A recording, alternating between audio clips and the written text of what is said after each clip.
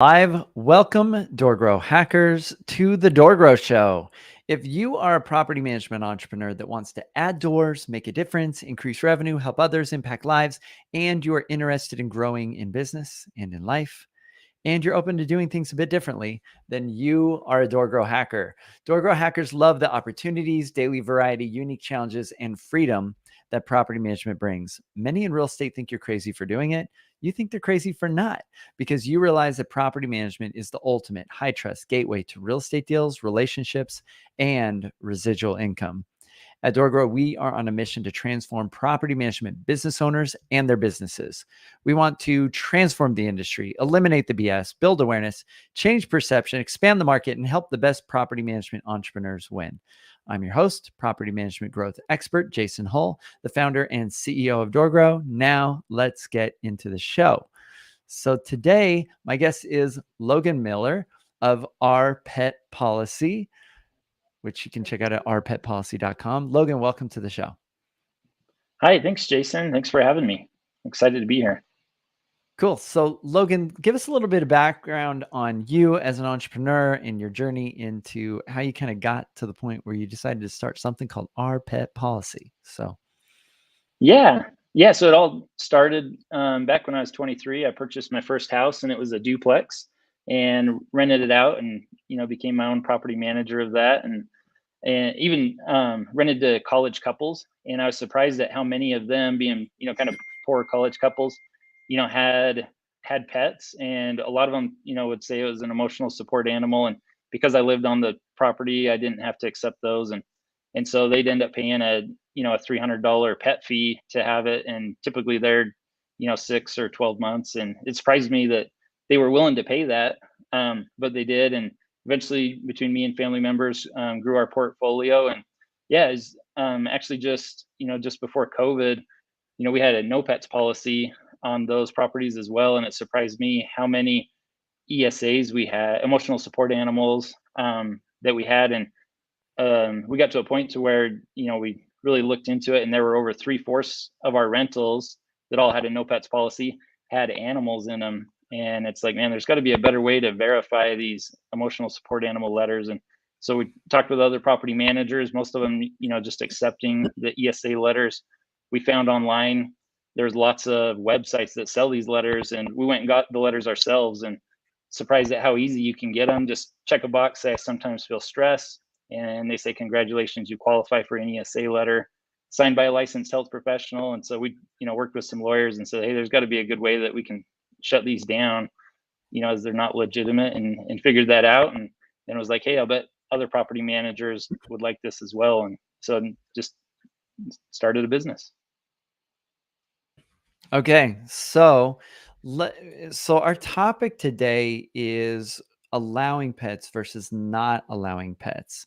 So why don't we chat a little bit about that, and then we can talk a little bit about how you sort of help solve this problem. But I remember being at a conference, and there was a property manager who had like over 1,000 doors, and I asked him what maybe his secret is, right, if he has one, and he said my best secret, and I think he was a property manager in Hawaii, and he said, my best secret is I'm really good at convincing owners to allow pets.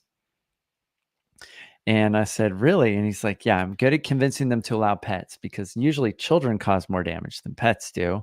And he said, so I'm able to talk people into allowing pets, which allows us to rent out more property more easily at a higher price point, and just facilitates things. So that was kind of like his big secret that he wanted to share with me. So what have you noticed about allowing pets versus not allowing pets, and how? And let's chat about that. Yeah, no, I 100% agree. If you look at the statistics out there, they say, between, 2/3 and even as high as 90% of renters have a pet, or, if you're being technically correct, have an animal. And, Mhm. because, assistance animals aren't considered pets, right? So, Yeah. over 3/4 of the renters are going to have an animal. And, I think a lot of times owners, are hesitant to allow those animals, on their properties, as they've seen, worst case scenarios. But the reality is, looking at the tenant pool, so many of the tenants have animals that if you want a quick turnaround and be able to, charge, like you said, a higher uh, monthly fee, you know, you have to accommodate that. So Yeah, it doesn't seem to make a lot of sense if you're going to cut out 2/3 of the potential, client base, in one fell swoop by not allowing, pets. You're not going to be able to get as many qualified candidates probably for that property. Now, but a lot of owners are really afraid of pets. They might not be somebody that has pets, or maybe they're just a really terrible pet owner and they've seen the damage they've allowed their pets to make. Maybe, I don't know, but they're afraid or have this fear that if I allow pets in this property, it's going to be absolutely destroyed. They're imagining worst case scenarios: cat lady house full of cat urine, or dogs with some sort of razor claws, like shredding everything and chewing up everything, right? So how with your with your clients in the past, how did you persuade them to like let go of that fear or to help mitigate that risk? yeah, and we see this with property managers that we work with. They've, for 20 years have had a no pets policy, but will still have animal issues. As they're getting lots of assistance animals, emotional support animals, service animals, and see that, hey, we're really fighting against this, and what if we move to allowing pets? More than half of them have animals in them already, and so we go through and show them, hey, first of all, you want to have really good specific animal rules, and we can talk about those later, but you want to make sure that those expectation levels are set high, so that the tenants know what they're expected to do, and to help mitigate that damage potential. And then we'll show them the return on investment that they see for allowing animals, which part of it could be if renting out faster. Lately, with the rentals, especially around here in Idaho, and where we're helping at, there's a large tenant pool and a lot of applications, and so they haven't seen that here in the past year or so. But when there's less of a pool of tenants and a little sparser, it could take an extra month on average to find that right tenant, if you're not allowing pets, and that feeds back into the return on investment for the owner. Yeah, something else that has come up on some of our group coaching calls in relation to pets is that, either you allow pets or they will just bring pets or animals into the property and hide it from you, is a very common scenario. And most people would rather be honest, but they're not going to give up, having a good place in a lot of situations in just because of a pet, right? And they're not going to get rid of their animal or their pets. And so what ends up happening is they just hide them. And if they're hiding it, maybe you won't even see the damage. Maybe there's no damage. Maybe they're able to hide everything really well, but also you're not able to charge pet rent. You're not able to make more fees. You're not able to maybe get some sort of, um, you know, additional deposit or whatever you might do to kind of maximize your fee structure and to reduce risk for the owner. And the pets are still, and animals are still in the property, right? So, all right, so let's talk a little bit about our pet policy. So what problem does this really solve? I'm curious.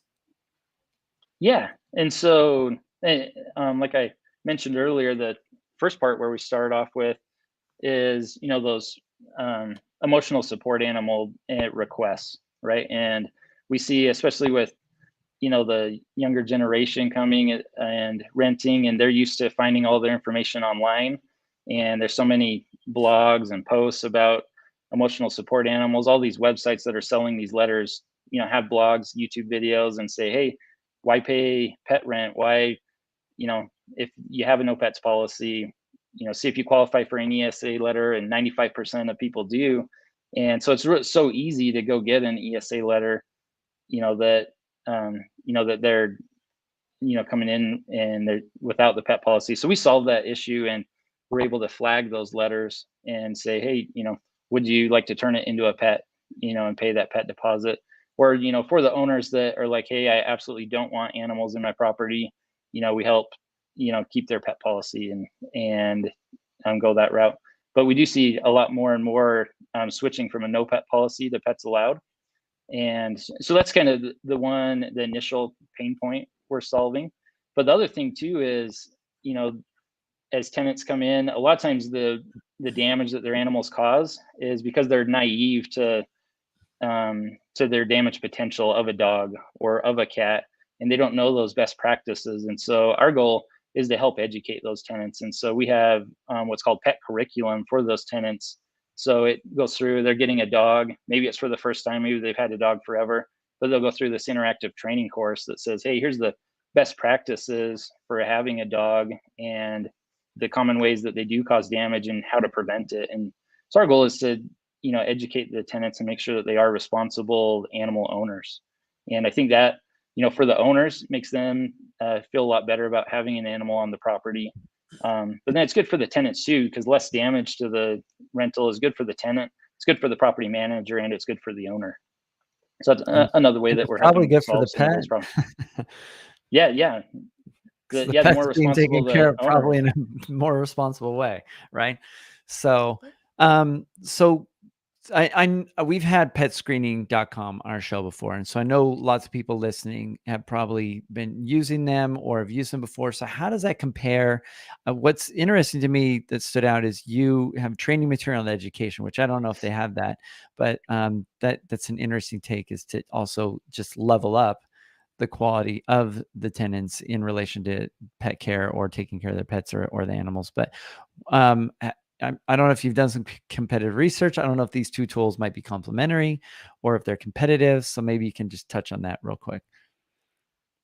Yeah. And yeah, so they've been around for a lot longer than we have. We've been out for about 2 years now, and they started in 2017. And really, in January 2020, HUD came out with, new guidelines around emotional support animals and those online website letters. And that was kind of really our pain point that we were seeing. And so we really took off after that to start with. And then, we were like, hey, there's a lot of other issues we'd like to solve with software. And anyway, so our goal is to help manage those pets, from A to Z. So not just the screening side of it, when they're applying, but we want to have a relationship with those tenants all the way through with the property managers. We do a lot of consulting with the property management companies on best practices and what we're seeing as far as data. And like you said, the pet curriculum, we have a pet mapping tool to easily identify the animals. And so rather than just being on the initial screening side, we try to have, a complete A to Z pet management system. And so there's a little similarities between us, but in the end, a complete different business model and things that we're doing. Got it. So you do some screening of the pets for prospective tenants and prospective, animals in the properties. The what is the mapping tool? Yeah, so it makes it real easy to identify the animals that are on the property. And so, like, if in multifamily housing, you get a tenant, take a picture of an animal, send it in, and that's part of our tool as well. The tenants can send in complaints on other tenants in the multifamily housing. And it says, hey, this dog was, digging up the landscaping, or hey, they didn't, clean up after their dog. Here's a picture, and then you can, search that dog real quick, and, put in the color of the dog, the breed of the dog, whatever. Find it, go through all the pictures. Let's say it's a black and white dog. It'll show you all the pictures of the black and white dogs. And you're like, oh, they belong in this unit. It's this tenant. And you can attach that complaint right to them. So it makes it quick that way. If it's single family housing, what's really nice about it is you can share that with the owners as well. And so if you got an owner that, maybe that was their house they raised their kids in, they're renting it. They really, they drive by, they keep an eye on it. Instead of them calling you saying, hey, I saw an animal in the window. Is it supposed to be there? Is it not supposed to be there? And going back and forth, they can have access to that, to the pet mapping app, and they can look on there and see if that animal is supposed to be in there. If it's not, they can take a picture, submit it directly from there. And so what we're trying to do is, cut down on the time spent, needed for property managers to do that detective work and figure that out. So That's clever. So if there's an owner that's like going to the property all the time, they probably should just be fired as a client. But right. all right, so that's really interesting. So the mapping tools probably could have been called the snitching tool, which is totally interesting. So I think that's cool. So so you're able to map or connect the the pet problems to a particular situation or like a particular unit. So, and now Yep. this doesn't allow neighbors to figure out which neighbor they are or where they're at or anything like that. It just allows the property Good. manager to identify who has the problem pet. Yep. Exactly. Okay, cool. Right. We don't want vigilante tenants taking action against a unit. Right. Yeah. Right. Okay, cool. So, yeah, no, this sounds really interesting. And so do you have a background in technology? How did you decide, like, I want to do this software stuff? Yeah, so actually, my brother is the co-founder, and he's had a lot of technology, startups, software-based startups, and businesses and exits, and so he had the software team already built out, and so he's the co-founder with me. So I pitched the idea, um, and he's like, "Hey, this should be easy to do, and there's a large market out there, and let's go for it." Cool. So, can you tell us anything roughly about how this works financially, like pricing? Like, does this generally make property managers more money? Is this offset? Like, is this hard for you to sell? Is this easy to sell? Like, tell us a Yeah. little bit about that. I'm sure people listening are curious. So, Yeah. Yeah. So our basic fee, like a software fee, is 75 cents per door, um, per month. And we go back and show the return on investment with that. And obviously if it's a no pets allowed policy, it's harder to show that return on investment. But when the owner looks at it and says, hey, it kept this many animals out of my property that I didn't want in there, hey, that's well worth it. Um, and especially the education aspect of it, if they are going to have animals in the property, making sure there is less damage, is going to turn into that as well. And one yeah. thing I also thought would be good on here, talking about allowing pets versus not allowing pets. One of Hmm. the common discussions we get in with property managers is, what do you charge for a pet deposit? What do you charge for a pet fee? What do you charge for monthly pet rent? And anyways, and that's kind of where we go back to that return on investment as well. As we're turning, these, fraudulent requests, into, pets paying pet rent is, if they do charge a pet rent, pet fee, pet deposit, that's where, the return on investment, it is huge. Yeah. Yeah. Cool. So, yeah, it's just another revenue stream that property managers can add is to make sure that they're tacking on pets, and people are very willing to pay pet rent or to pay additional fees for a pet. They would expect to, right? They just expect to. And but if they don't, they're like, cool. But they're willing to do it. So I generally haven't heard people mention challenges or pushback from residents on having to do anything for each individual pet. So, yeah. And if you don't do it, I really think people are just going to sneak them in anyway. They're just going to do it. So, I think there's a serious advantage for people being able to be skilled. So, maybe something you want to add in the future is, since you already have the educational platform, is you have some sort of video or educational material to sell property managers on the benefits of opening up that pet policy to allow pets and animals in the properties, and something they could give the owners to convince them, like, hey, this is a better way to go. Because if you don't, this is what generally happens. And this is a better way to go. And there could be more money involved. So, Yeah, and that's part of what we do. Helping them go from a no pets policy to allowing pets is we give the property managers all of that data, and and we go through and build out a custom animal addendum with them to show them, hey, here's what the tenants are going to be required, to do, that the rules that they're need to follow. And, I think all property managers should have that, in their, animal addendum, and have every tenant go through and read through those and sign it. And one common thing we see that's a problem with property managers is they'll have, pet rules in there, and those pet rules don't apply to assistance animals. And so assistance animals, Mm. if it's not in there as an animal rule, it's called a pet rule. Then it doesn't apply to them. So make sure that all the rules that should be followed, whether it's an assistance animal, or a pet, are listed out as, animal rules. So, and you will help them put an effective pet policy in place that mentions animals. Correct. Yeah. So we'll have, there's a pet section that talks about the pet fees, pet deposits and all that. And then pet restrictions, for a lot of times, dangerous breeds. There's a lot of, maximum weight limits and et cetera. But then there's a whole nother section that's called, animal rules, and that all animals are expected to abide by. All right. So I'm looking at the FAQ on one of your sites here. And so it's,